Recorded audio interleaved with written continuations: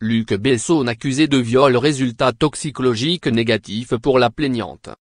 Nouveau rebondissement dans l'affaire de viol qui vise Luc Besson.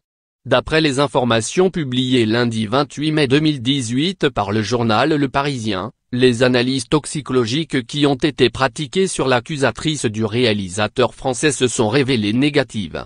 Les enquêteurs avaient effectué des prélèvements sanguins et capillaires pour déceler toute trace de substance illicite. Pour rappel, cette comédienne de 28 ans ayant collaboré par 3 fois avec le cinéaste avait déposé plainte et déclaré avoir eu des absences lors d'une récente soirée avec le réalisateur. À lire aussi.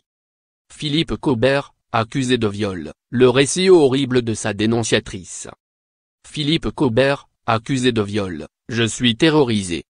Philippe Cobert accusé de viol, il réplique et porte plainte à son tour. Les faits se seraient déroulés selon elle dans la soirée du 17 mai dernier à l'hôtel Bristol, à Paris. Lors de son audition, la plaignante avait expliqué à la police judiciaire parisienne s'être sentie faible après avoir bu un thé. Après avoir perdu connaissance, elle se serait réveillée en se remémorant des attouchements et des pénétrations, comme l'avait révélé Europe 1 le 19 mai.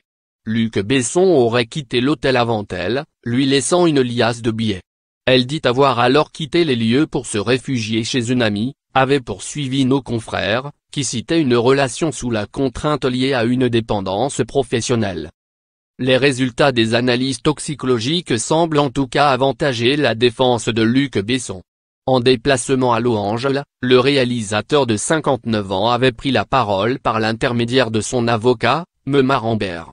Ce dernier avait qualifié de fantaisiste les accusations portées contre son client qui ne correspondent pas à l'homme qu'il connaît.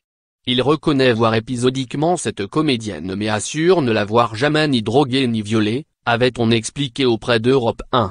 En attendant que la justice poursuive son travail et rende une décision définitive, rappelons que Luc Besson est présumé innocent des faits qui lui sont reprochés.